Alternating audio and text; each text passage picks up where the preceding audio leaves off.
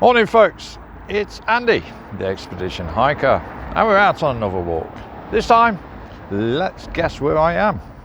Well, as the sign says behind me, Worksop, which is in the north part of Nottinghamshire. Today, we're heading on a 13-mile walk, and we're heading to Clumber Park. So, with that, let's get going.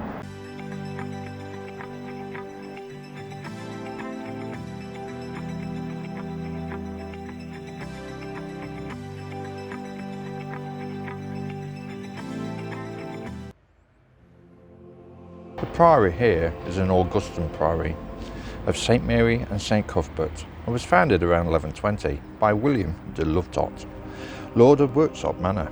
Wealthy landowners like Lovetot often gave money to monasteries, both to ensure salvation for their souls and to demonstrate their power and status. So I've just been told by all these vehicles here, they're filming a video today within that priory. Although the music video has been set up, I've been told we can actually still go in. So we'll take a wander.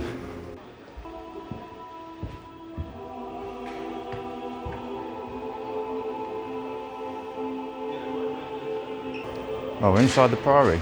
Now behind me they're setting up for this music video. Monasteries grew in strength and influence under the 16th century when King Henry VIII ordered their dissolution. Few monasteries were left undamaged and many were completely destroyed. Worksop, however, was more fortunate than most. Some of the monasteries still survive today, part of the parish church. Many original features can still be seen, including the arch of the west door and the incredible survival of the south door itself, made of yew and decorated with iron scrollwork that dates to 1250. Around this door has been carved Jerusalem crosses, a symbol of the Crusaders who went to fight with King Richard in the Holy Land. Here's the gatehouse, the main entrance to the priory complex. It was built around 1330 to house guests and visitors, possibly even King Edward III, who visited the priory. The statues in the highest niches represent St Augustine and St Cuthbert, with a central figure representing the Holy Trinity. The lower niches probably once contained statues of knights of the Lovetot and Fernald families.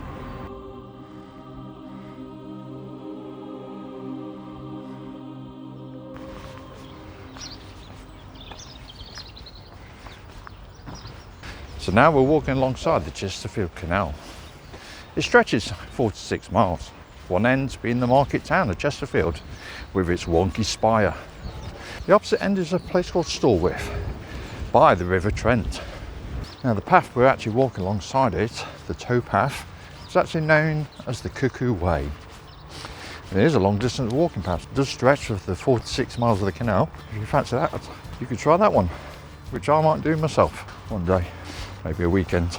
Bit tough to do 46 miles in a day at my age, especially the amount of times I keep falling over. How many times I'm going to be in the canal?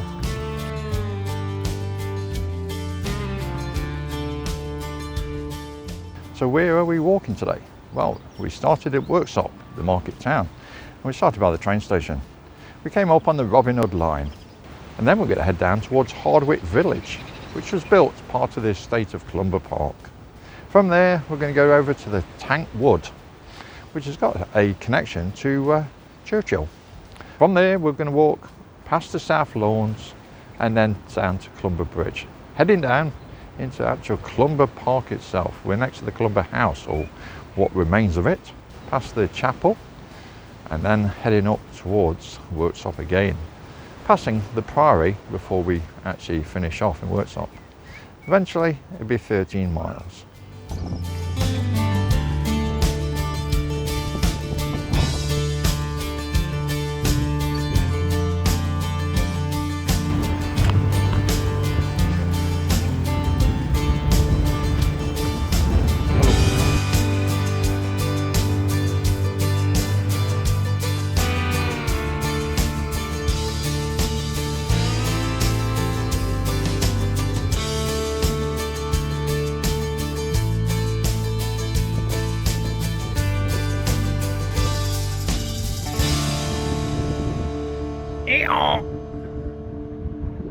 Reminisce my childhood days, sitting on a donkey on the beach.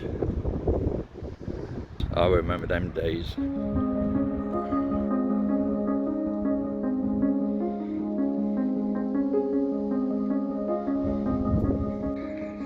Well, we've come across a piggy farm. Quite a big piggy farm at that. Actually, their homes look a lot more like nuclear bunkers. All quite dirty, as usually are. Pigs in, doop doop. So this is Manton Lodge. It is one of the lodges and for the perimeter of Clumber Park. As you can see by the sign, Clumber Park, no access. Fortunately, fence stops there, so I'll just go around. Well, we're heading towards Hardwick Village. Well, it seems I'm not the only one that's breaking in on this footpath, although they are coming towards me. But this is a legal path. Don't tell anybody.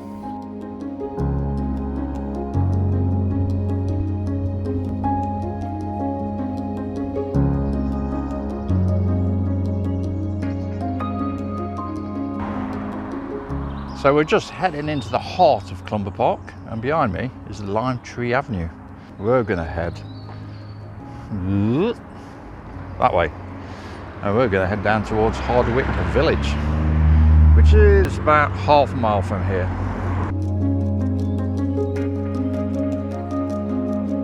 So we've just arrived at Hardwick Village, and this is Memorial by the edge of the village. The village was created from old farmhouse buildings, part of the estate. And then come the 1850s, the 7th Duke of Newcastle, he decided to build further buildings here. So the old stables were converted, then some cottages were built, and also a school, all of similar stone structure. And I believe the connection with Hardwick relates to Bess of Hardwick. William Cavendish, his wife, Bess of Hardwick, who lives at Hardwick Hall. I did a video on that before, so I'll leave a link to here.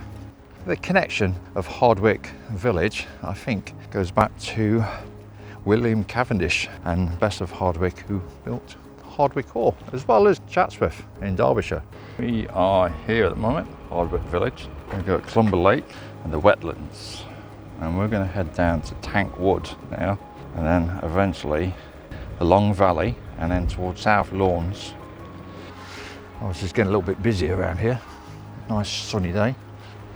So we're going to head this way, follow the path round.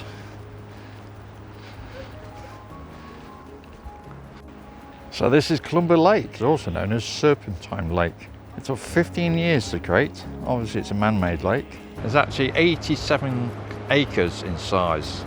And it's sourced from the Poulter River, which has sourced all the lakes that's within the Dukeries.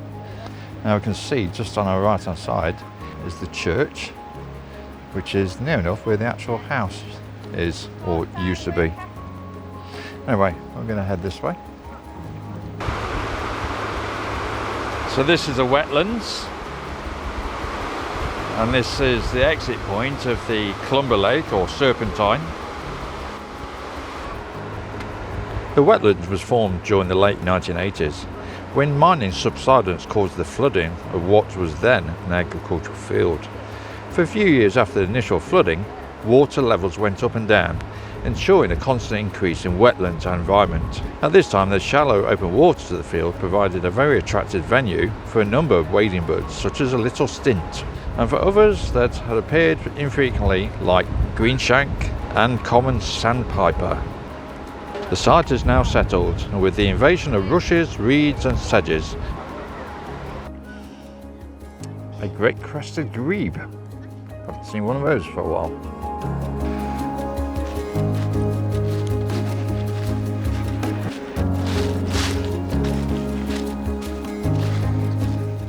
Right, now that we're actually in the centre of Clumber Park, we're actually going to do a bit of an explore, so to speak. Now, it has been documented quite a bit that Clumber Park, leading up to World War II, was used for a secret oil field and some sort of special tanks, which we'll come across later. Now, the area I'm actually walking into now is Tank Wood. So what I'm looking for is some trenches, and it's interesting how these trenches were built. It's actually that interesting that Winston Churchill came up here to take a look at how they were being made. There is a reconstruction of one called Nellie, but in the meantime we're going to have a look around here and see if we can find some trenches.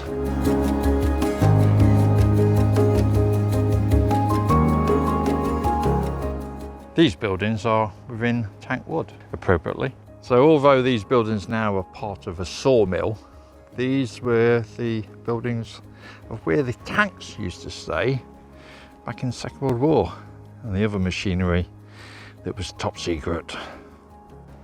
So if the Germans actually wanted to attack these tanks that were here, if they found out about them, then where would they look? They knew it was at Clumber Park, but where would they go? Now, they'd know there's some buildings where the tanks would be housed. Of all the sites, where could they go? Tank Wood? Oh yeah, that sounds like a first place to try. Now, I have come across these tracks here within the Tank Wood.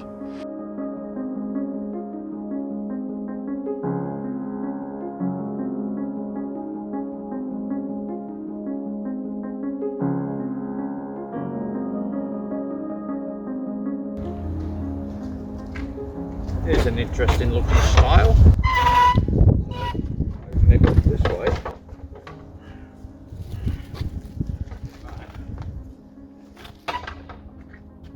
We're locked this way. Interesting.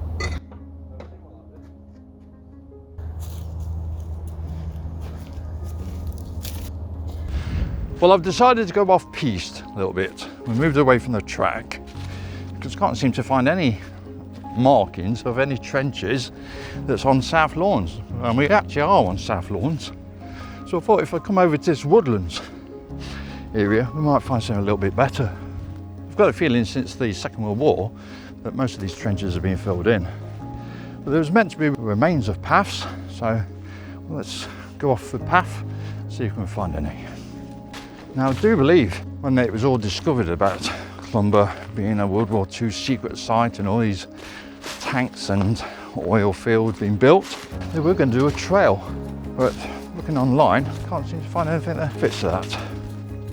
Well, no wonder Churchill decided not to use these trench digging tanks. They were useless. I can't find any trenches anywhere. I could dig a bigger hole with a kid's beach spade.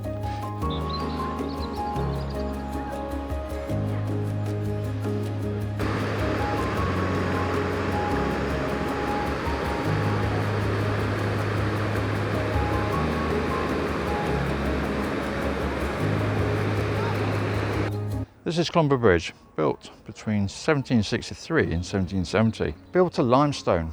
Actually, it's been standing for near enough 200 years, until 2018, where a vehicle who in serious act of vandalism, it was recorded by the police, actually knocked half the bridge down.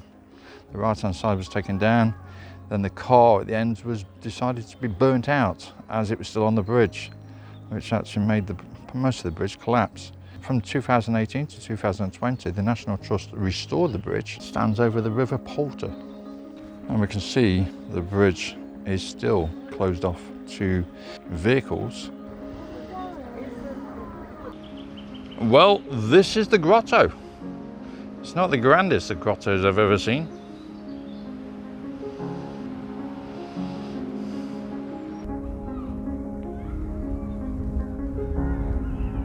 So the building to the left is actually the stable block, quite a large stable block at that.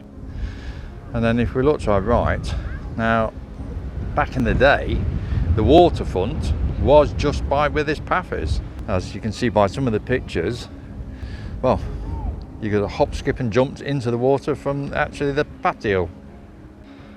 So you can see the footprint to the old country house of Clumber Park on this paved out path. Now the actual house went beyond that hedgerow and then went to the stables. So a grand house it was. It's a pity that the fire of 1897 and 1912 made it into a ruin and then demolished in 1938. Now I believe this is a cafe now, but I presume one of the last remaining parts of the house that's still standing. I can't believe how grand a church it is. It actually doesn't look much smaller than a cathedral. Same sort of like shape.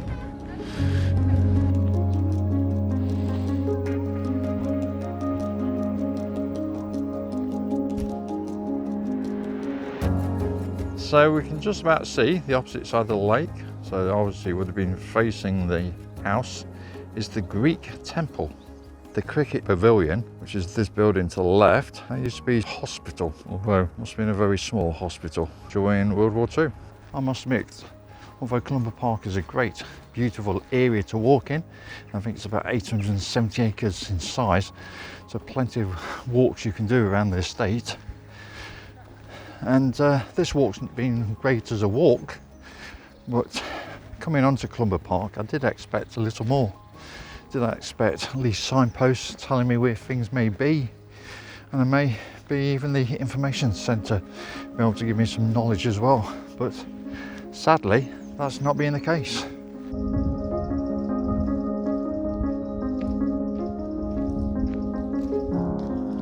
Right, we've left the tarmac path, the road, Robin's Way, and now we're actually on the proper footpath as we head through the woodlands of Sherwood Forest and heading now towards Worksop.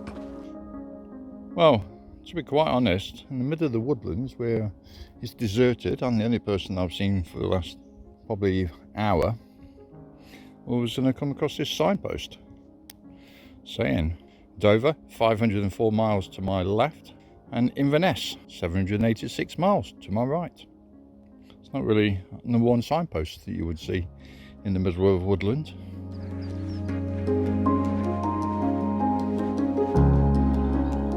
So we're just arriving at Worksop College.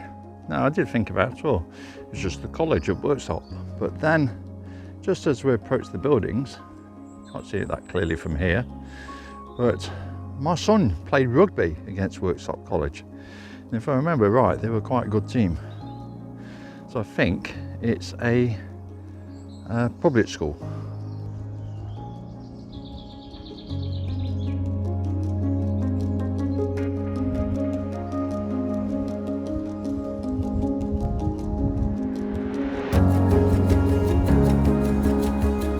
Right guys, as you can see, we're in Worksop again. So hopefully you've enjoyed it. This is one of the Dukery's sites. So I did Thoresby Hall about a year ago. I've also done Wellback and now Clumber Park. So the only one I need to do now is Worksop Manor. Then I've been to all the Dukery sites in this area of Bassett Law. So with that, I'm going to say cheerio for now. So take care, look after yourselves, and I'll see you soon. Oh, don't forget to like and comment and subscribe. So, see you soon. Bye-bye, hikers.